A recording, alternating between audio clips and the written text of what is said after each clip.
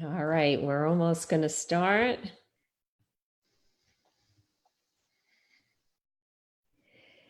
Hallelujah. Congratulations. The technology is working now. Yay. Okay. So, as far as I know, we're streaming into the Facebook group now. So, let's get started. I'm very excited, everybody, to introduce Evan Samarin. This is a really, really important subject, y'all, because we work so hard on building our email lists. And then if we can't actually email our people, what are we going to do? So, Evan, please tell everybody a little bit about yourself and what you do so they understand why we're talking about what we're talking about. Gotcha. Well, I'll certainly tell you about myself. I'll spare you the I'm a Leo and like long walks on a beach side of things. Okay. But I've been working, my name is Evan Samarin. I'm the founder of Fundamental Marketing. I've been working in the digital marketing space for the last 10 years, primarily with Infusionsoft as a marketing platform. But I've got clients who use everything from Marketo to MailChimp, ConvertKit, Infusionsoft, Ontraport, Autopilot, everything. And for the last really 2 years plus, the sole focus of my life has been on email deliverability. And I got into that because I solved a kind of a corresponding marketing problem for someone. And in solving that, I did some work on their list. And in doing work on their list, they called me up a couple weeks later, like, Evan, what did you do? And I thought they were mad. So my initial response was, well, I didn't break it. They go, no. Our open rates have almost doubled. Our click-through rates are 2.5 times what they were. What did you do? And that's it's when I had the aha moment that, wow, I can have more of an impact helping people get their messages through than I can on any marketing campaign I create. And then I took it a step further to say, well, what's the most important aspect of any marketing campaign? And Sherry, it really ties into what you said when you're like, we put all this work into our emails and all this work into creating our websites and our pages, but if they never get the email, all of that work is for nothing. Exactly. So deep breath. That's what I do, and that's why I do it.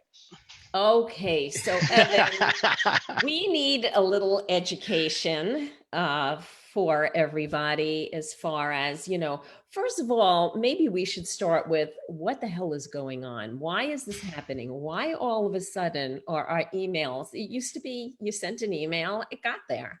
Now it don't get there. So like, what the hell? Tell us what is going on first, and then maybe we can talk about how we can fix it. Yeah, Understanding of what's happening. absolutely. And I promise everyone here, I'm going to do my best to keep this as non-technical as possible. If you've got technical questions, we can talk about those another time. But I don't want you to kind of like deer in the headlights phase out and go, what on earth did I just get myself into? So, with email, there's a couple things you got to realize.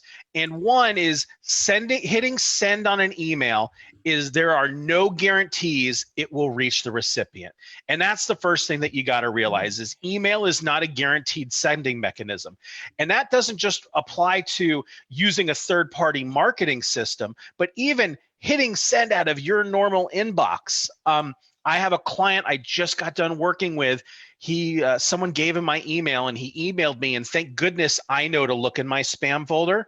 But his personal email me went to spam. We ended up solving that, and I'll tell you that one's an interesting one. I'll tell you that one later. But email isn't guaranteed. That's number one. Number two is that you have more control over where your emails land than you think.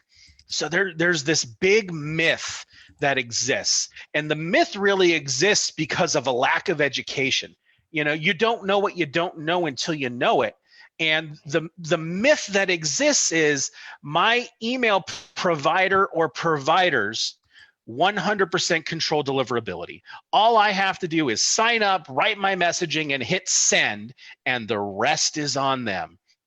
And nothing could be further from the truth. So let's kind of talk about that side of things a little bit. And there's two key terms I really want to talk about. And those terms are delivery and deliverability. They're two separate items, and different parties are responsible for those. So let's talk about delivery first. Delivery simply is, when I hit send on an email, did it make it to the mailbox? And the mailbox consists of inboxes, promotions tabs, updates tabs, and spam folders. So did it make it through Gmail into the mailbox? And that's delivery. The majority of delivery is on your mail provider. So there's a few checkpoints that an email will go through when they're determining will it be delivered or not. One of those is on you, and that's, are you sending to a valid email address? And if it's not a valid email address, well, that's on you, because we can't deliver to what's not there. But outside of that, delivery for the most part is on your mailbox provider. And you'll either get delivered, soft bounced, or hard bounced. Hard bounces are, that email is not real, it's been deactivated, it doesn't exist. Soft bounces are temporary errors. And when an email soft bounces, your mailbox provider will attempt to resend that over anywhere from 24 to 72 hours. And sometimes they'll make it through, sometimes they won't. Sometimes soft bounces are permanent errors, but usually they're temporary. And a step further, to really make your head spin, all these soft bounces types, they tell a story, and they paint this picture as to the health of your marketing systems. And we can talk about that more later. So that's delivery. Did it make it there? Now that it's there, then we look at the second term, which is deliverability. And deliverability is, where in the inbox did this email land? And here's the myth buster. We're going to go TV on you. We're going to go Mythbusters. 80% of deliverability is on you. And that's the piece that most people don't know and don't understand. You control deliverability. And you control deliverability by looking at three key things, and we're going to talk about these. It doesn't feel like we have control, Evan. I'm just saying. Oh, well, it goes back to, you don't know what you don't know until you know it. And most people don't understand how complex email sending really is. I'll go to this example now. So one of my clients, he came on about 3 weeks ago. He's the one I was just talking about, where his introduction email to me went to spam. His emails were going to spam for one key reason. So he had his email address from xyzdomain.com. In his signature, he had links to his existing website and two other websites that corresponded to the same offering. So there was xyz.com, abc.com, and 123.com that he had links to in his signature. We took all three of those links out of his signature, and every email he sent went to the inbox. That simple little hinge opened up a giant swinging door for him. So content plays a major part in deliverability. It's one of the three pillars of deliverability. And those three are authentication, reputation, and content. Those are the three things you've got to know and you have to pay attention to. So kind of back to what you said is, like, there's so much complexity to it. There's so much going on. It's like, where do we begin? And that's the conversations that we've had, and we've started laying the foundational roots, and we've seen some improvements, and now we're looking at, well, what are the next pieces of the puzzle that we have to look at? So, I mean, Sherry, where your audience better than I do, and I don't want to bore them to death. Where do you want to go from here? Where should we drive this boat? Well, I feel like we should just maybe make a list of some of the things that we have to be aware of. Like, for example, I didn't know about DKIM and DMARC, or like these different things, but maybe just like a short list Yeah. of the top problems. And then we can talk about whether it's necessary to solve them, or what you can expect maybe from solving them, and how they can be solved. But I think, just like, for example, me, I didn't know what the top 10 issues were. Yeah. So maybe if we could just say, okay, what are the top 10 deliverability issues? Like, you and I just had a conversation the other day about the way that I'm doing emails. So just like in a very brief thing, Yeah. I think if we just go through like the top 10 things that negatively affect deliverability, I think everyone would appreciate that a lot. And two, everyone that's listening, feel free to make a note if you're on Zoom here in the chat box, in reference to whatever Evan is saying. I'd love to hear like what you're thinking and what you're experiencing. So yes, this is interactive, guys. All While Evan's talking, I'm watching the chat. So feel All free. right, all righty. Let's dive in here, Yeah. and I've really broken it down with the three pillars. So let's look at the first one, which is authentication. So, Okay. so just a second ago, you started rambling off some of these acronyms that no one will know and understand. Exactly. And those acronyms, they're SPF, DKIM, and DMARC. And in short, those are the three methods of authenticating emails. So believe it or not, you can send emails without a license, just like kind of like driving a car without a license. So imagine you're in your car and you don't have license plates on your car, your license is suspended, and you don't have insurance. You can physically drive your car, but you're eventually going to get pulled over. And email is the same way. If you don't authenticate properly, you can still send your emails, but you're going to get penalized. So email authentication exists primarily to protect you. Cybercrime is huge today. And there's a stat, 80% of all cybercrime starts from email.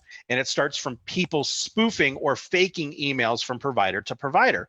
So they created these levels of email authentication. And all of these say is, hey, if you receive an email from my domain, here are the systems that can send for my behalf. You're basically giving permission for, Infusionsoft or Keep or MailChimp or even Gmail to send your emails. Like if you use a business domain through G Suite, you have to authenticate that as real. And all of those live inside of your website's DNS. And that's as techie as I'm going to get right now. We're not going to go technical now, but authentication is the number one thing you have to look at first and foremost. And Sherry, there was a typo there. It's DKIM, DMARC, and SPF, not SMTP. SPF. So those are the three authentication protocols that all of the receiving mailboxes look at. And if you don't have any of those in place, it raises a red flag, especially when you're sending from a bulk mailing system. So that's number one. Stop sending email without a license. And in my research, but when I first started getting into this, I looked into about 2,000 plus business domains, and 82% of them were not configured properly. It's insane. And this isn't just small businesses. I've got clients that are Series B funded in San Francisco using high-end systems who didn't get this stuff right either. So Susan said, how do you get a license? That license is issued in the DNS of your website. And there's the DMARC, DKIM, and SPF are all protocols and pieces that you put in with text records, CNAME records. And so again, it gets really techie from there. We're not going to go there now. I've got some information on my blog that you can check out later. There's tons of information online. And, if you're the kind of people that don't want to touch this, there's services out there that can help you. But the first thing you got to look at is authenticate. Stop sending email without a license. Number two, in this mailbox game is to understand a few things. So one, what you could do 10 years ago, 5 years ago, even in 2018, you can't do anymore. The rules of emailing have changed, and they've really evolved with all of these spam filters leveraging machine learning. It's kind of like that movie Terminator, which was the machine learning went on, the artificial intelligence is turned on, and the world has come to an end. And really, that's what it's done with email, is the machine learning has been turned on, and it's completely changed the algorithms and the way people are able, the way email is put into spam folders and inboxes now. It's all machine learning. So when you look at the machine learning, it's building up reputations for you, and it's tracking the behaviors. And the hard part with that is, let's say you send 100 emails and they're perfect, they're spam free, they're beautiful emails. Well, out of 100, 70 may go to an inbox, 10 could go to the promotions tab, 10 could go to the updates tab, and 10 more could go to the spam folder. And all of that varies based on how the recipients have interacted with your email before, but also how they've interacted with email that's similar to yours from other senders, because it's all learning behavior. So let's say that I send Sherry an email, and that email goes to spam, and Sherry never pulls that email out of the spam folder. Well, the machine learning starts to pick up, Sherry doesn't like your email, so we're going to leave it in spam until she starts pulling that email out. And once Sherry starts pulling that email out, then we're going to start delivering more to an inbox or a promotions folder. Does that make sense, Sherry? Am I keeping it simple enough there? A little bit. So you've got this reputation piece. It's like we're on America's Got Talent, and we're all hope we get the golden buzzer and voted through to the final program. And that's what we're hoping for. So there's this reputation component where it's building this behavior on an individual level. Well, here's where it gets a little dicey. When new subscribers come in, they take all of those individual profiles and they build a reputation for you. So if you're sending tons and tons of email to people, and like 70% of the people you email don't engage with your emails, they're going to say the majority of content that you send doesn't get engaged. So we're going to put you into the spam folder. And if they like you and pull you out, then we'll start delivering your emails into the folder. So reputation's a big chunk of it, but that's not everything. You've got content filters. So part of the spam filters are looking at your content. They're looking at phrases you use, words you use. They look at the coding of your email. So here's a little actual tip that you could put into place.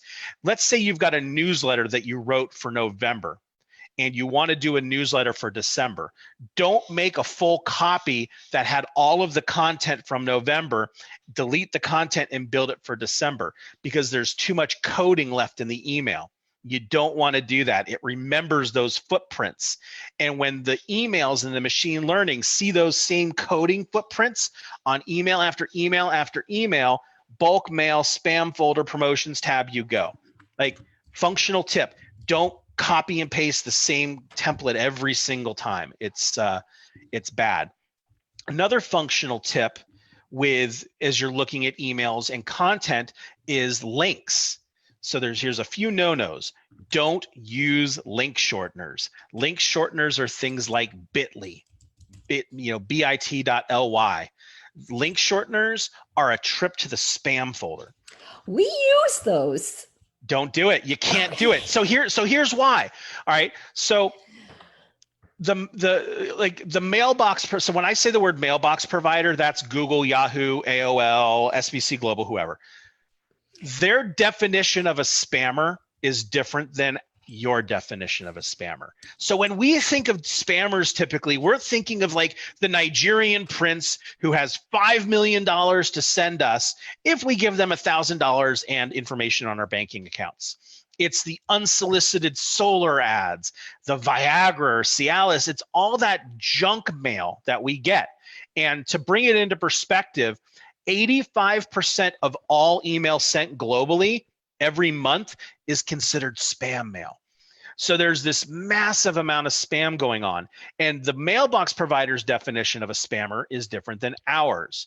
See, unfortunately for us, They know what spammers do. They use link shorteners to hide the redirects. If you've ever clicked on one of those links and you watch the URL, you see it change and change and change and change and change. Link shorteners are a key to that. So link shorteners are a flag that you might be spamming. You're hiding where things are going. Another no-no to avoid is don't do an email with just a giant image and like no text. Spam behavior. Spammers do that so that in hope that the content filters can't read the content that they've got in the image. Well, one, just an image with no content should get you flagged, and they've got, with technology now, there's things that can read the content within images. So don't do that. That'll get you stuck too. The other thing, believe it or not, and this is a tricky one to talk about and apply, is too many links in an email.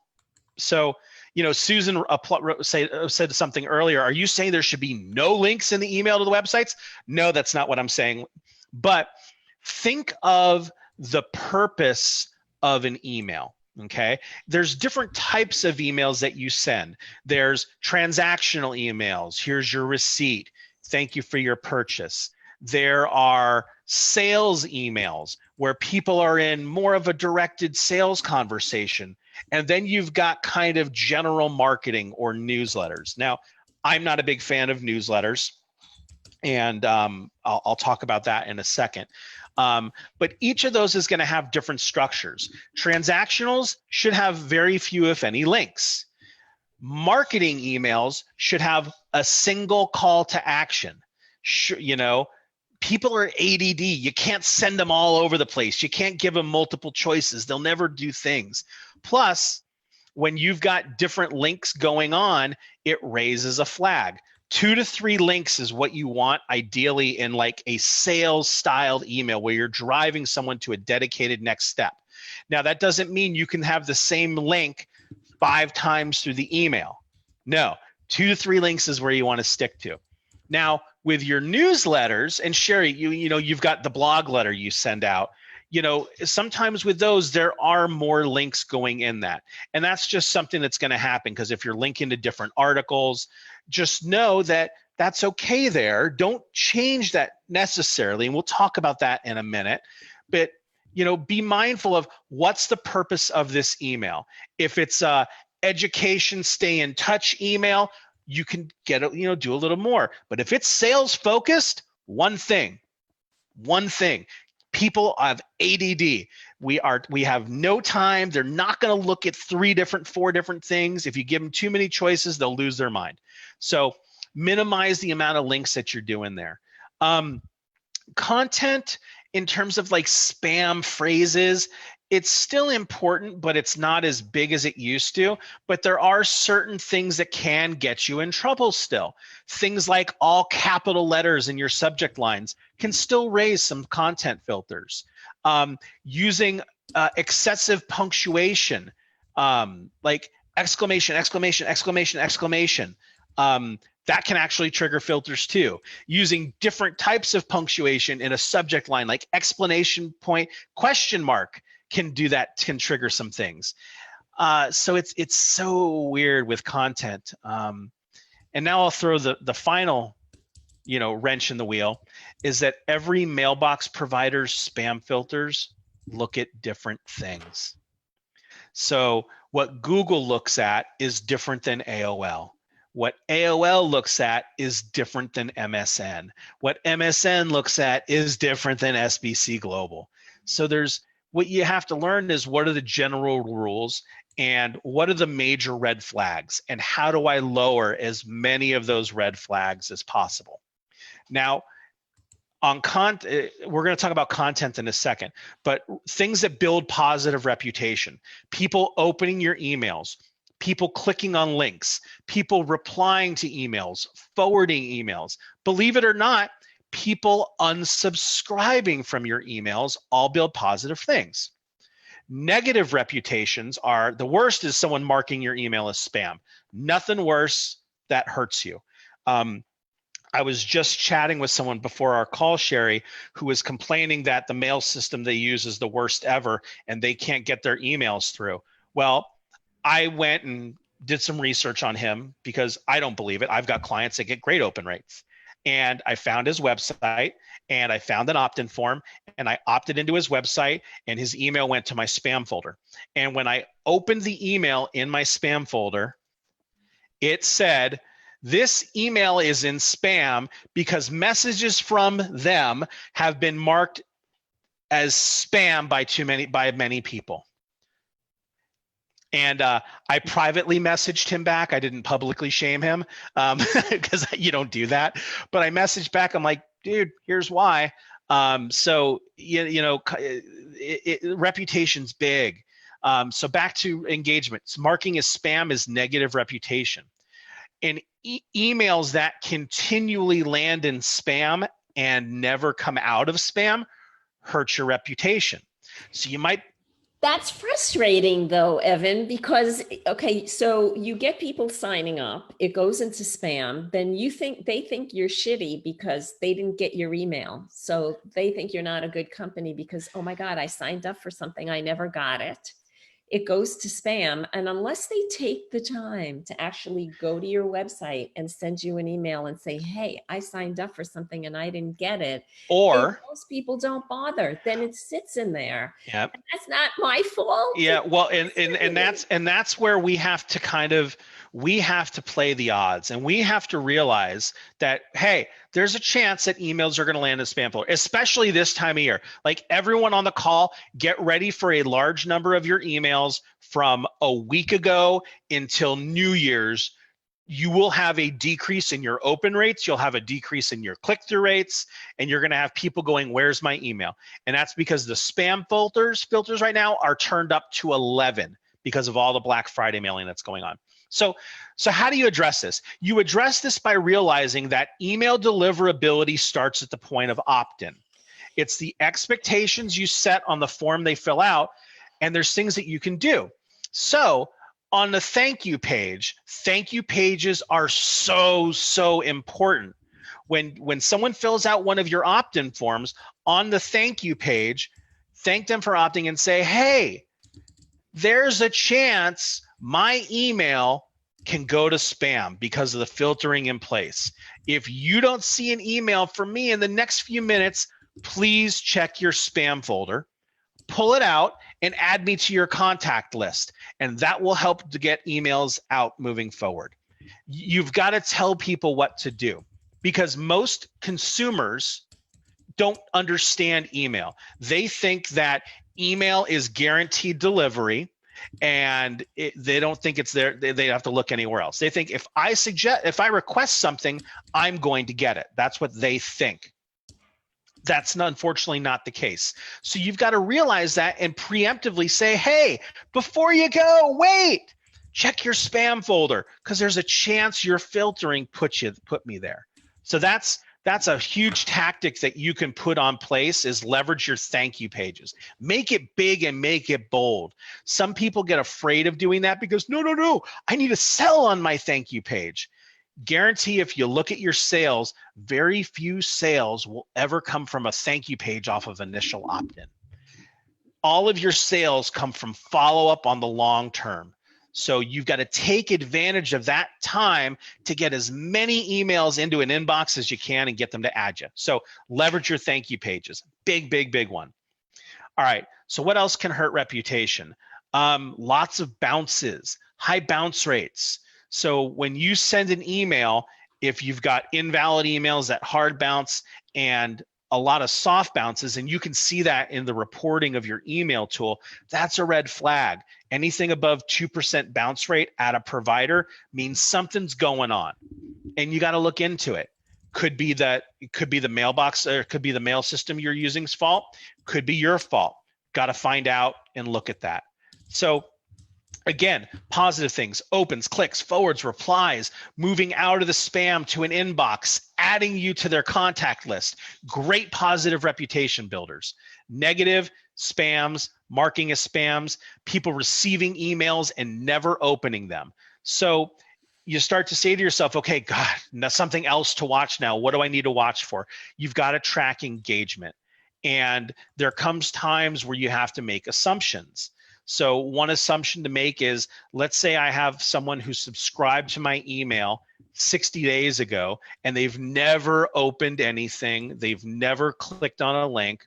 We have to assume that they've never gotten the email, they're not going to get the email, and we need to stop marketing to them and opt them out.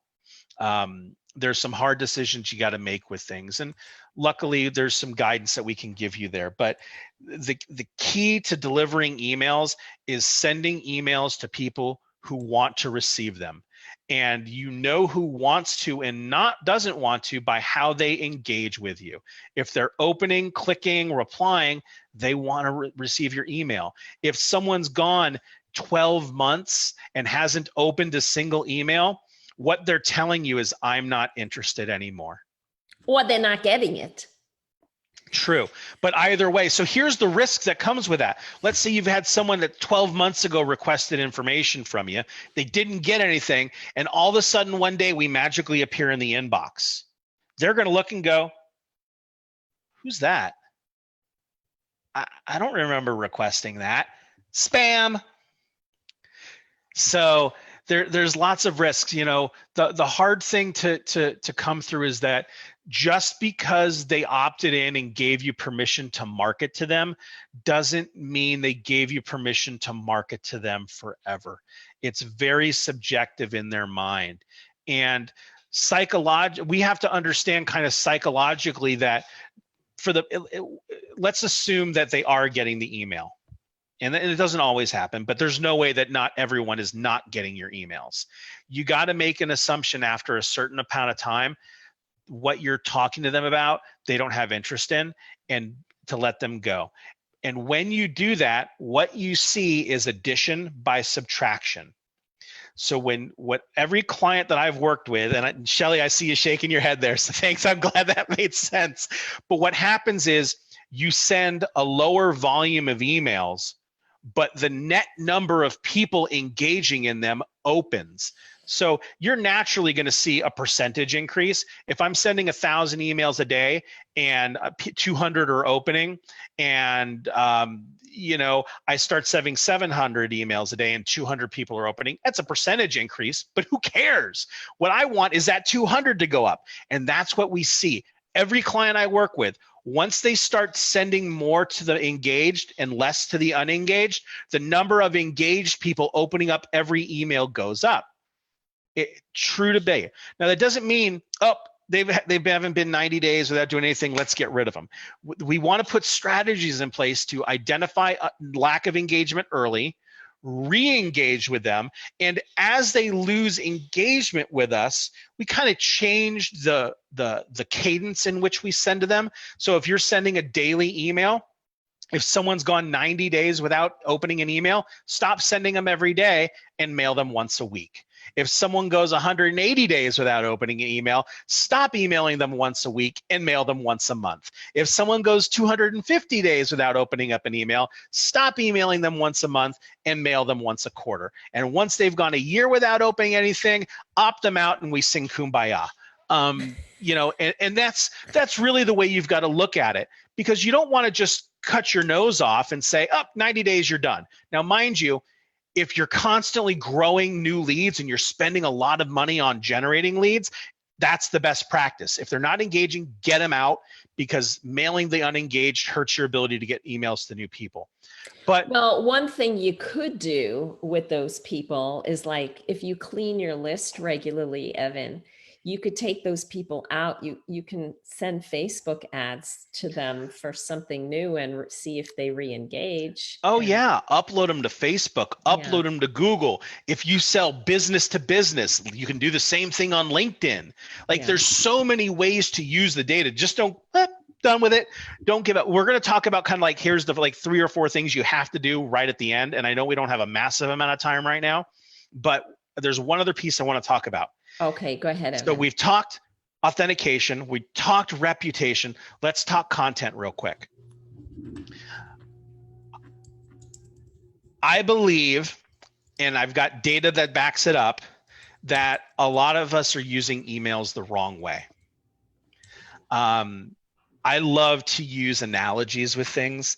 So I'm going to use a fishing analogy. When we go fishing, we got a rod, we got a reel, we got a line, we got a hook, and we have bait.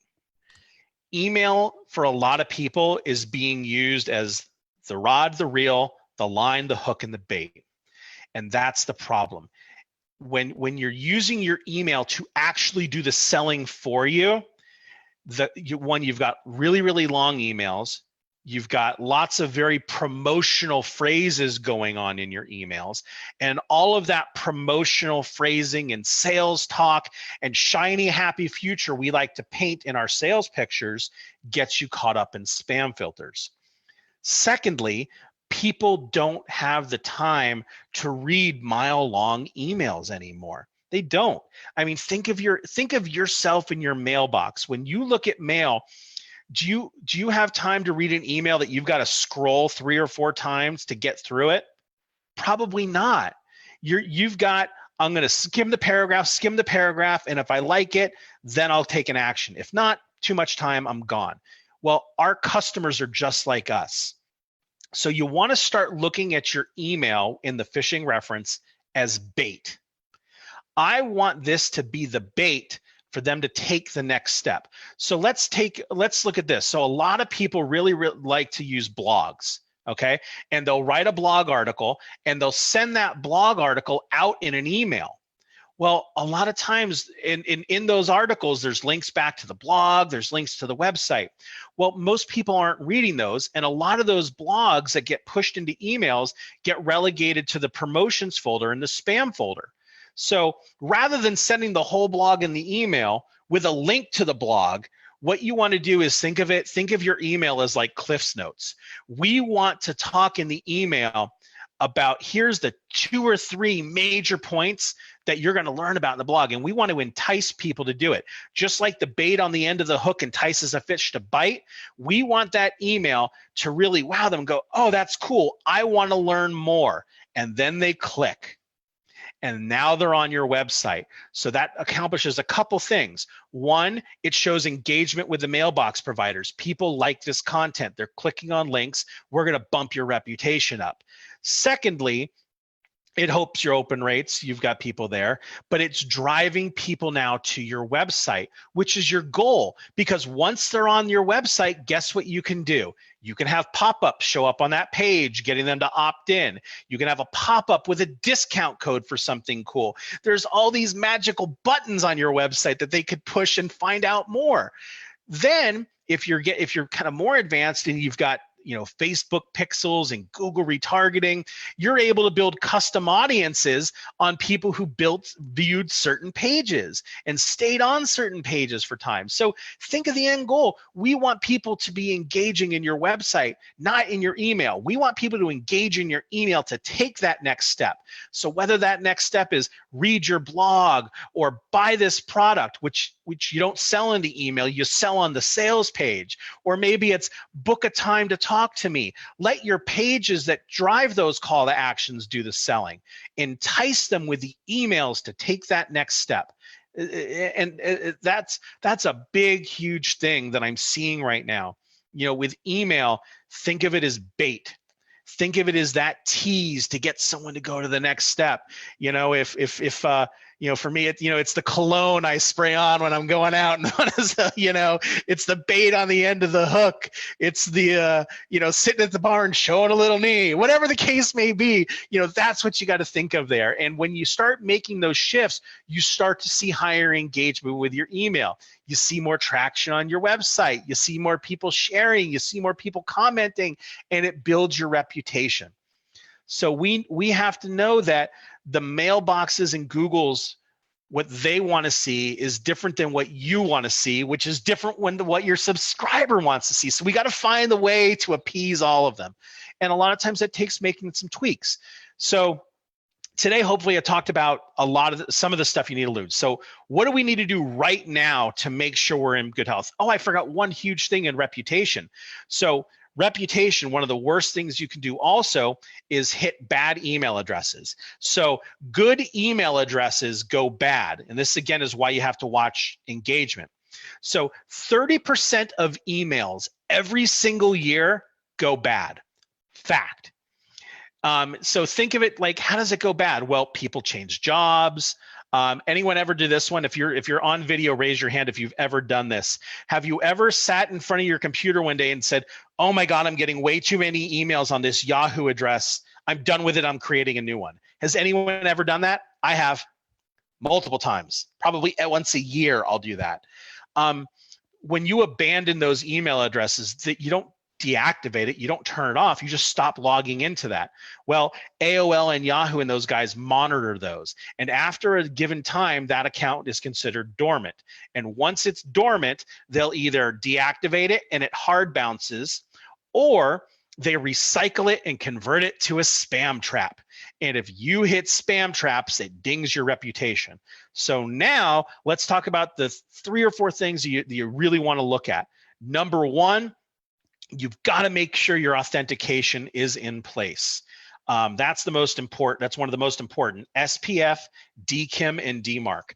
Now there's a tool called mxtoolbox.com.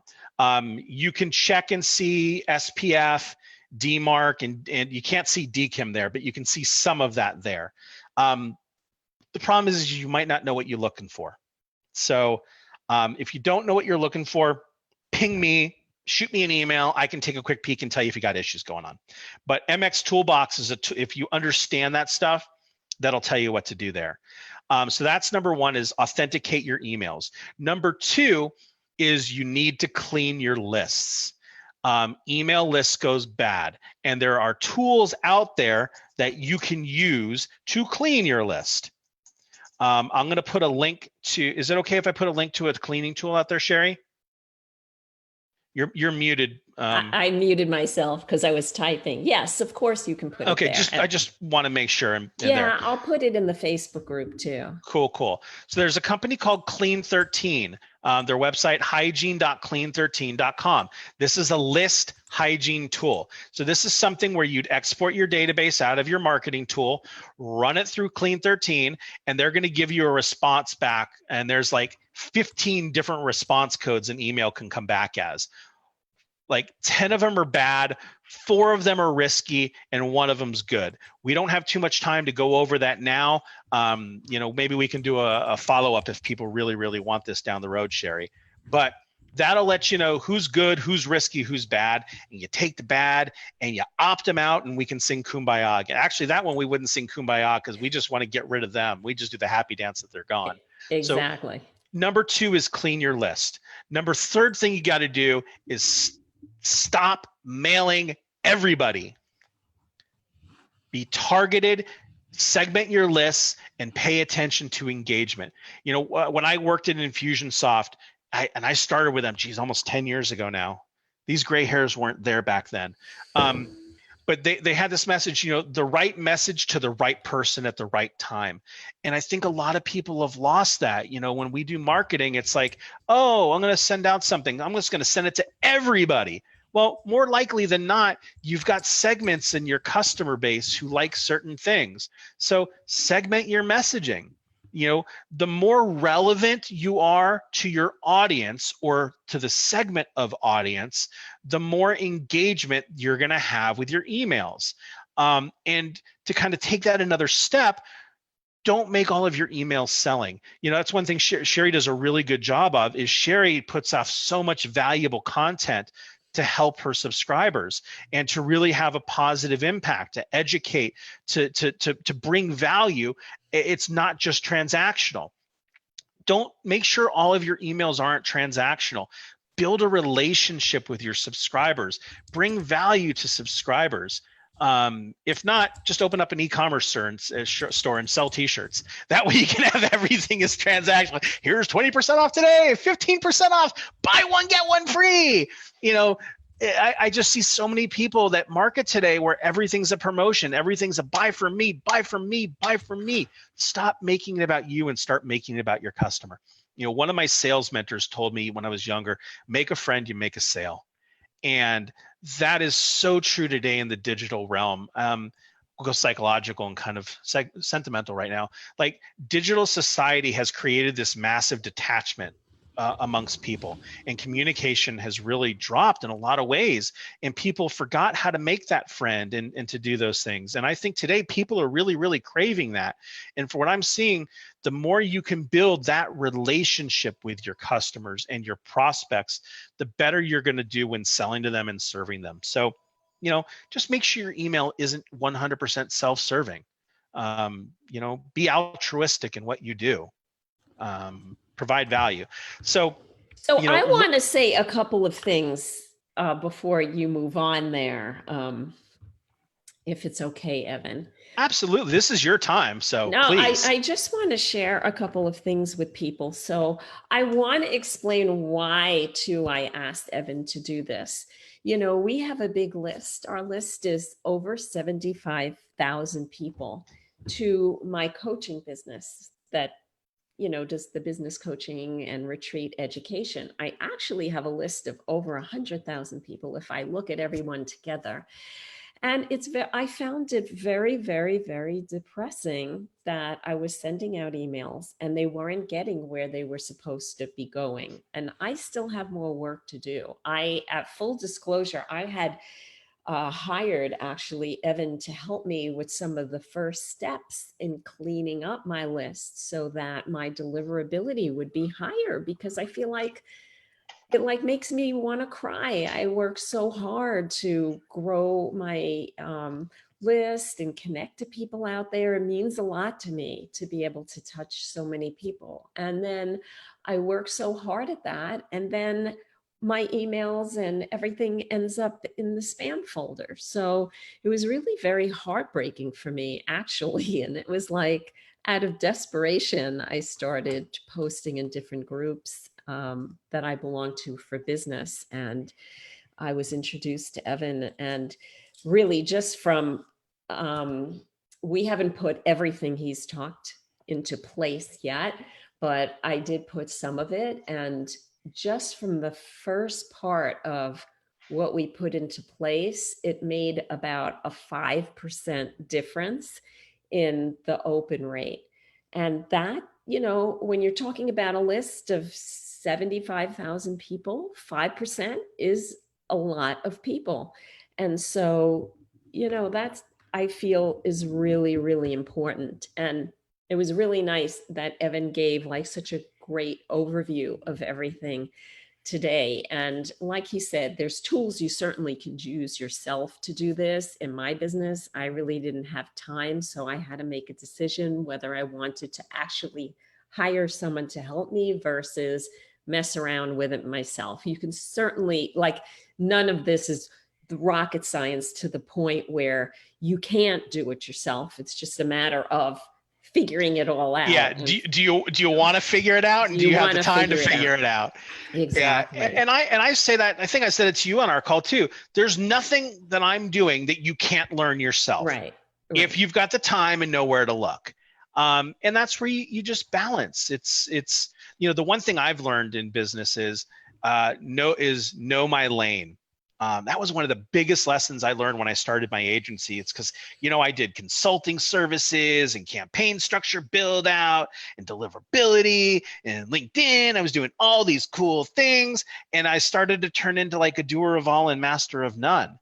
And for me, like, the moment I just went boom and focused, productivity went up, business went up. So that was Yeah. huge for me. And I started outsourcing things that weren't great. So the thing I want to share with everybody is, like, just to do your DKIM and your DMARC, like the pillar one, the authentication is not really an expensive thing at all. And if anyone is interested in having Evan do that for them, Evan, why don't you just put your email so that people know how, or a way for people to get Yeah. in touch with you, because that's just a very easy step. It is not expensive to do.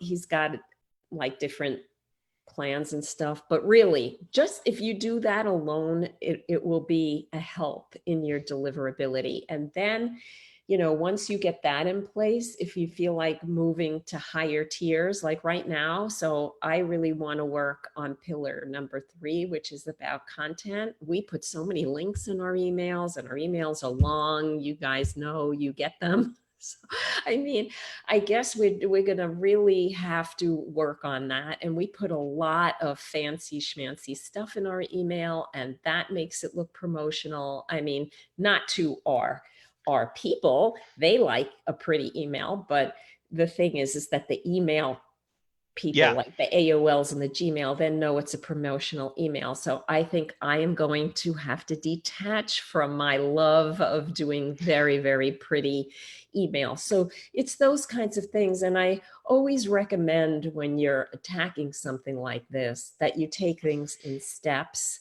so that you don't like freak yourself out, and start with things that you can implement that are inexpensive and easy, and kind of work your way up. So that way you have a nice clean email list. Your emails don't have those spammy phrases and things to them, and your authentication is taken care of.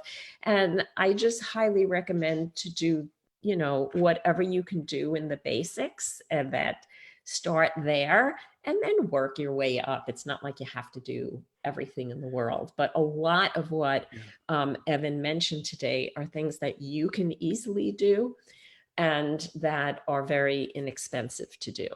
So I Yeah. highly recommend that. So I have a question for everyone who's listening. Do you have any questions for Evan? While we still have him here for a few minutes, don't be Yeah, we afraid. got a He few doesn't bite. we got a few minutes. Yeah, I told Sherry this on our first call together. The only bad questions are the questions that don't get asked. Mhm. So if you've got some questions, I've got a few minutes. I do have another call I got to jump on, Yeah. but if there's questions, type them in the chat box and fire away. I think the biggest thing to know here is that you do have to pay attention to this, and there are simple little quick wins that you can put in place to make a difference. So let's see, any questions? No one's typing. I do have some questions in the group itself. And so I'm Ah, actually been in 2 places simultaneously. And I'll go back in there and put your contact information. And I'm going to re-email my list and let them know the link to the replay. So we'll do fine. no worries. So Carolyn is saying I have to do authentication on MailChimp and my website both. Yeah, so if any system you mail from needs to be authenticated. So, typically you're going to have your mail hosted somewhere. Maybe it's through GoDaddy you're hosting. We need to authenticate that. Maybe you use G Suite or Office 365. Maybe you use MailChimp. All of those have DKIM capabilities. All of those need to be represented in your SPF records. And then, so let's actually, this will help. So let's talk tech real quick. SPF, there is one SPF record. You cannot have multiple. I see that all the time. One SPF record that reflects the systems that you mail from. DKIM, DKIM, is an individual record per tool that you use. So G Suite has a DKIM record. MailChimp has a DKIM record and authentication. So each system has their own individual record. And then DMARC, there's one single record for the domain. So yeah, but yes, short, any system you mail from has to be authenticated properly. So help, if you've got like a help tool that you use, like Zendesk or anything, that has to be authenticated. Right. And we have that too. So we have Zendesk and all our websites. And for us, it was like a little bit of more of a Yeah, drama than and for none of them tell you all this stuff initially. It's crazy. It really blows my mind how much. It's funny how little information there really is out there publicly about deliverability. And I've done a lot of trainings, a lot of webinars. I put out a lot of education. A lot of deliverability people have yelled at me because I'm teaching people, and like, well, it's the problem that people don't have, that they don't know they have. You got to teach them a little bit. And if they choose to fix it on their own, great. but you gotta help people. That's why we're here, to help. So yeah, Yeah. what else do we have? Got to authenticate everything you send from. Yes. So that's about it, Evan. If I have more questions, I can let you know, but I'll put everything into the Facebook group. And like I said, I'll send an email out to everybody to let them know to come to watch the replay because we messed up. So with the tech Yeah, issue. So we want sorry to about fix that, it. everyone. No, no problem. Everyone says thank you. We really appreciate it, Evan. Just like having this Oh, conversation, at least to break things down, to know, you have authentication, and then you have the issue of how the email providers are reading the information, and then the content itself, like when you break it up like that into the three pillars, it really makes it understandable. Shelley says, I have about 25% of my mailing list that's no longer active, but part of the list. I've wondered why these email addresses are still there when people unsubscribe. Is this so that we can use this for other marketing strategies? yeah. So there's a few reasons why they do that. One, some systems. Yeah, I never believe in deleting data. I think all data is powerful and useful. So you could take those subscribers that have opted out, upload them to Facebook. And here's the cool thing: you can use those lists one of two ways. You can use it to target those people, but you can also use it to exclude those people from any targeting. Because if they've already told you no and they don't fit your client base, why would we want to advertise them again? So not only so by creating them as a custom audience, you could say, hey, I want to target these people, or I never want to target these people. Secondarily, when you upload those into Facebook, you can look at they do statistical categories on, like, what do these people like, what are their interests. You can start to see some of those demographics and psychographics of your non-target customer and use those as exclusions when you're targeting in the future. So data is so powerful, not just to retarget, but to know what to avoid and who to avoid Exactly. in the future. Thank you, Evan. That was awesome. Well, thank you so much, Evan. And thank you, everyone, for your patience. I really appreciate it. This has been great. Evan, if I see people have a lot of questions under the post where the replay is, I'll let you know and you can come in the group and answer those yourself if you like. Sure. Okay. And then my email's there. People can email me. Yes. But, if there's questions that everyone can benefit from, send them over. I'll give you the answers. That way you can post Sure. them in the group, because let everyone benefit. But other Of than course. that, I've got to run. Yes. Sure, Me you're too. busy too. For Yes. everyone that was here live, thank you so, so much. I know this isn't the sexiest and most exciting of topics in the world, but it's so, so important. So thank you for investing time to learn about it. And yeah, Sherry, you're awesome. Have an amazing Thank day. you. Thank you, And everyone. I'm going to leave. So bye. Love you guys.